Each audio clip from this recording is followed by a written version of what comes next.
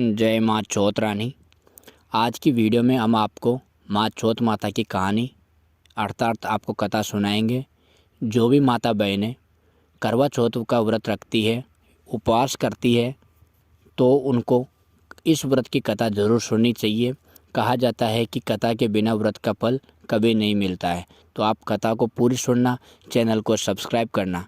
माता बहनें इस वीडियो को स्किप मत करना। ये कथा बहुत ही पुण्यदायी, बहुत ही फलदायी मानी गई है।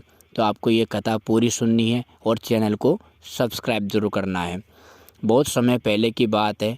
एक साहूकार के 7 बेटे थे और उनकी एक बहन थी जिसका नाम करवा था। सभी 7 भाई अपनी बहन से बहुत प्यार करते थे, यहाँ तक कि वे पहले खाना उसे खिलाते थे, बाद में स्वयं खाते थे।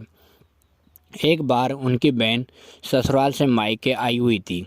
शाम को भाई जब अपना व्यापार और व्यवसाय बंद कर घर आए तो देखा कि उनकी बहन बहुत व्याकुल थी। सभी भाई खाना खाने बैठे और अपनी बहन से भी खाने का आग्रह करने लगे, लेकिन बहन ने बताया कि उसका आज करवा चौथ का निर्जल व्रत है और वह खाना सिर्फ चंद्रमा को देखकर, उसे अर्घ्य देकर ही खा सकती है। चूँकि चंद्रमा अभी तक नहीं निकला है, इसलिए वो भूख प्यास से व्याकुल हो उठी। सबसे छोटे भाई को अपनी बहन की हालत देखी नहीं जाती।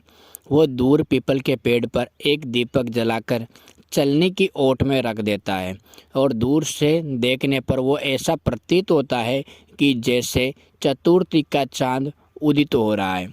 इसके बाद भाई अपनी बहन को बताता है कि चांद निकल आया है, तुम उसे अर्घ्य देने के बाद भोजन कर सकती है। बहन खुशी के मारे सीढ़ियों पर चढ़कर चांद को देखती है, उसे अर्घ्य देकर खाना खाने बैठ जाती है। वो पहला टुकड़ा मुंह में डालती है तो उसे छींक आ जाती है। दूसरा टुकड़ा डालती है तो उसमें बाल निकल आता है। जैसे ही तीसरा टुकड़ा मुंह में डालने की कोशिश करती है तो उसके पति की मृत्यु का समाचार उसे मिलता है, तो वह बौखला जाती है। उसकी भाभी उसे सच्चाई से अवगत कराती है कि उसके साथ ऐसा क्यों हुआ है। करवा चौथ का व्रत गलत तरीके से टूटने के कारण देवता उससे नाराज हो गए और उन्होंने ऐसा किया है।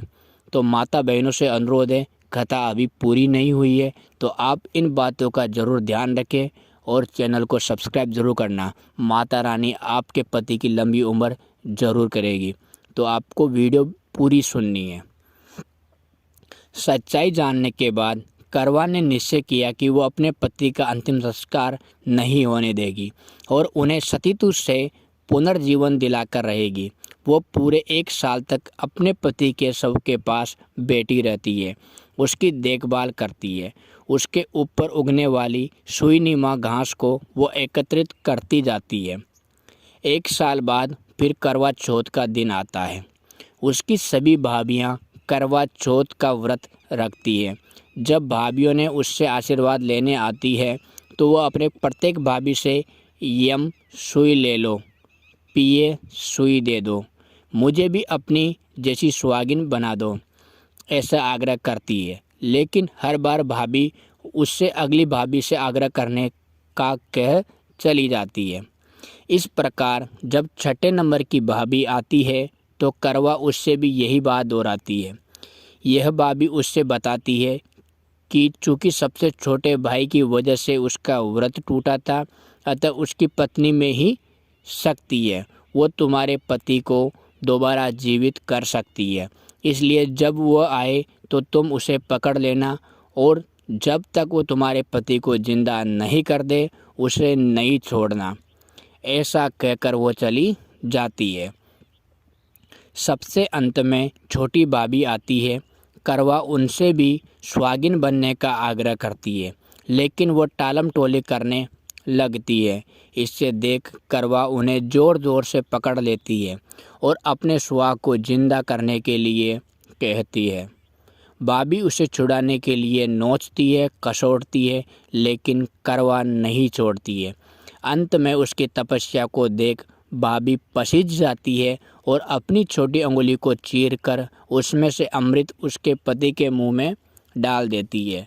करवा का पति तुरंत श्री गणेश कहता हुआ उठ बैठता है। इस प्रकार प्रभु की कृपा से उसकी छोटी भाभी के माध्यम से करवा को अपना सुहाग वापस मिल जाता है। हे श्री गणेश, माँ गौरी, जिस प्रकार करवा को चिर सुहागन का वरदान आपसे मिला है, वैसा ही सब सुहागिनों को मिले।